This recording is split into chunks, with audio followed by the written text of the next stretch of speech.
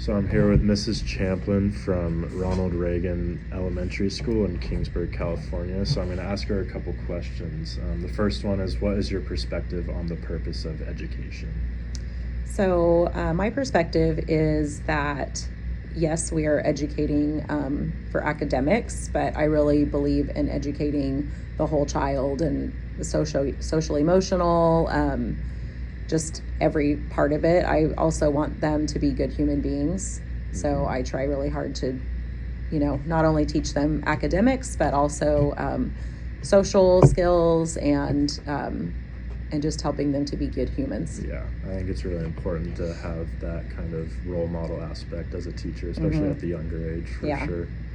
What is your understanding of play? So play, obviously, we think of kids playing, and I think kids a lot of them don't play the typical traditional play enough these days. But I think anything, where they're, you can be learning, I think socially it's good for them. They need to interact. I think younger kids don't play enough with each other. And so I think that's kind of something that's missing from socialization right now with kids. Yeah, definitely. How many minutes do your children play per day or per week in your classroom? So in the classroom, probably less than what ideally I would like to see. But it can be difficult for several reasons. So one, time, two, the number of kids that we have, it can be hard to manage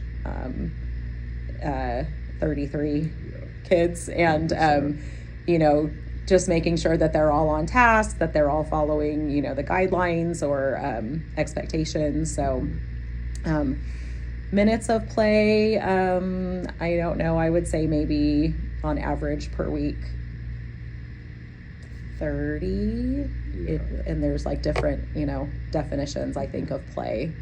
And luckily enough, you guys have a PE teacher. Yes, who you guys are able to send them out there, and they do have a good time to go and play out there. Sure. They get 30 minutes twice a week. So Awesome. What kind of play do they usually have? And we can talk specifically PE. Okay.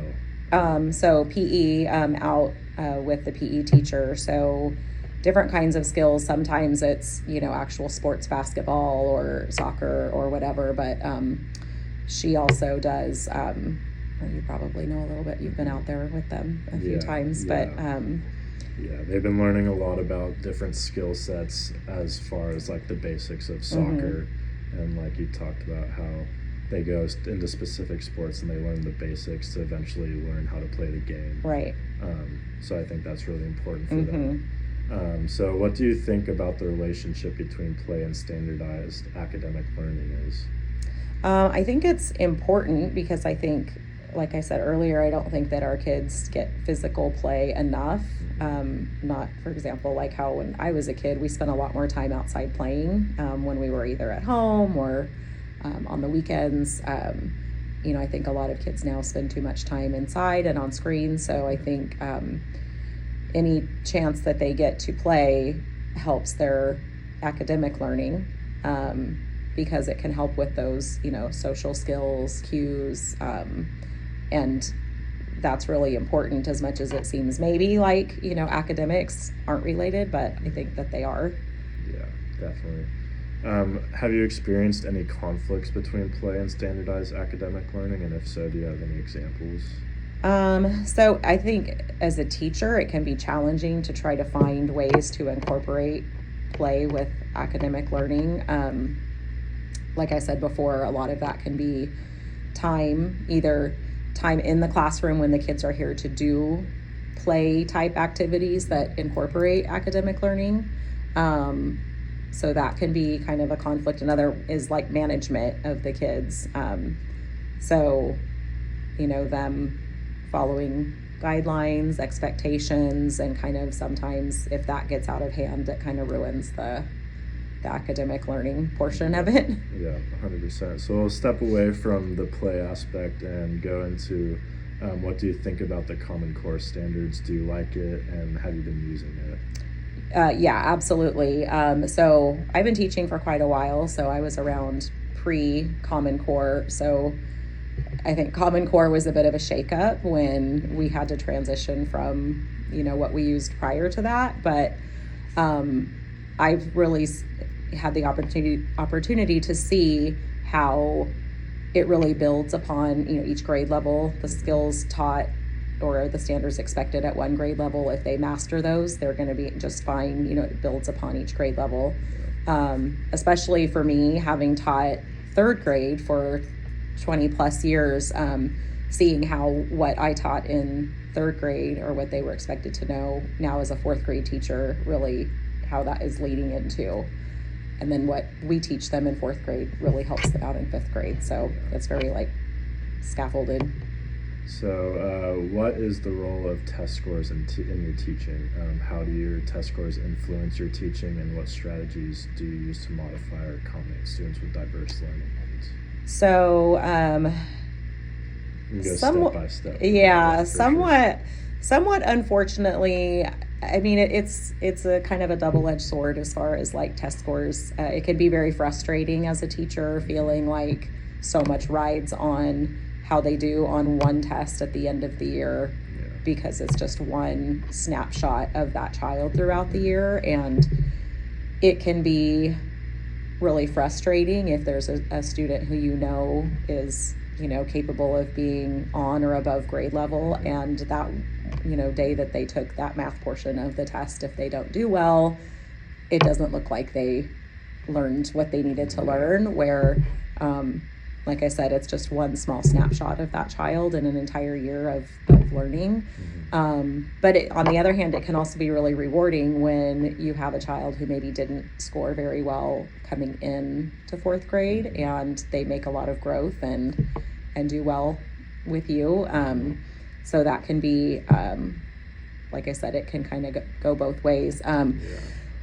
Test scores in teaching, so we definitely, and you even saw today, we gave an FIAB test, which is CASP preparation, or kind of exposing them to what they'll have at the end of the year on the test.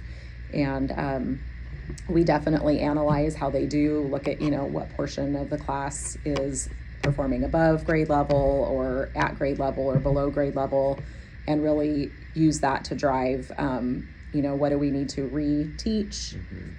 Sometimes it's something that the whole class didn't do very well on, so then we can spiral back and reteach that with the class. Or if it's just maybe small groups, then we can focus maybe just on that smaller group of students who didn't master a concept. Yeah, 100%. I think going back to what you were saying about test scores, and that one test specifically is what they kind of base the student on, is hard, because throughout the full year there's a lot of very small wins that they have. Yeah. Like for example, with some of the students I've been working with here, you can notice the big growth that they've had, but just that one test they might not do as well on, but that doesn't mean that they've progressed and grown. Exactly. Really. So what challenges have you had at work? Like, what kind of pressure do you have as a teacher?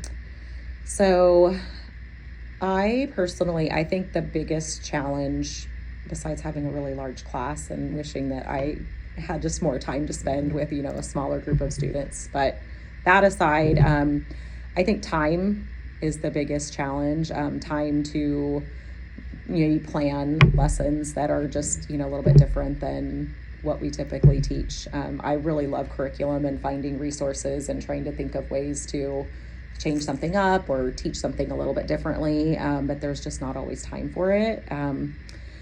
I know, there's a lot of talk about teachers working just their contracted hours, and I wish that I could do that, but I just can't. I'm here earlier than my contracted time, and I rarely leave at my contracted time. So I would say time. There can be pressure with, test scores. You want to make sure you're, keeping up with everybody else, and, that your kids are getting what they need. So I would say that.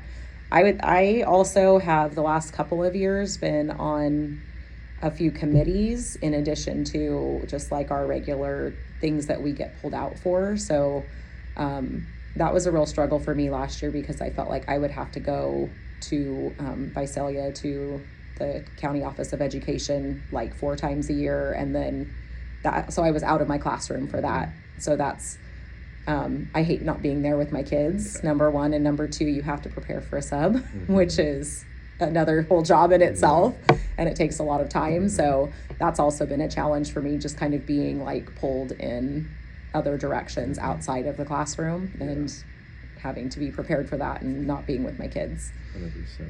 100%. What's your advice for a new teacher? So I think my big advice, and I think I already have mentioned this to you, is like creating a good relationship with your students and finding a way to bond with them, and get them to respect you, because I mean, I've seen it before. It's like if the teacher doesn't have that bond with the students, they have no motivation to try to, I don't know if to please is the right word, but to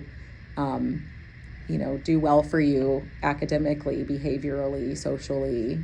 So I really feel like just creating that trust and that bond, that they know that you, even if you have to get firm with them, they know that it's because you care about them. Yeah. So, 100%. yeah. What do you know now that you wish you knew when you were a teacher candidate? Gosh, that was a long time ago. I would say probably that if you have a long teaching career, you're going to see a lot of like pendulum swings, like one way and then back to the other way and then back again. And there can sometimes be new thinking that comes out, and it's really not new thinking. It's kind of rebranded, I guess. They give it a new name, but it's kind of, oh yeah, we used to do that 10 or 15 years ago. And now it's just, kind of wrapped with a different bow. And just that, I think no matter what big swings happen with your gut, what's best for kids, and that you're trying to do what's best for kids. And of course you jump through the hoops that you have to jump through, but in the end, they're your kids, and you want to do what's best for them. 100%. And then the last question is my personal question that I decided to write.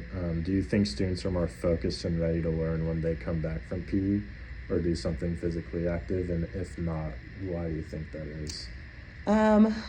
So again, kind of double-edged sword here. I feel like they can be, but sometimes they also get very hyped up, and it's hard for them to come back down and settle down.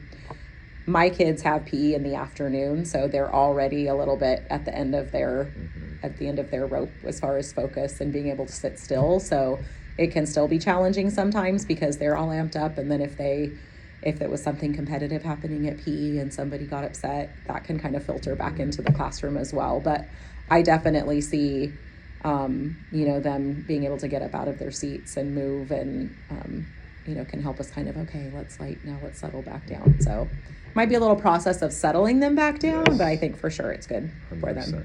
100%. Yeah. Well, thank you very much. And this is again Mrs. Champlin, 4th grade teacher at Ronald Reagan Elementary in Kingsburg, California.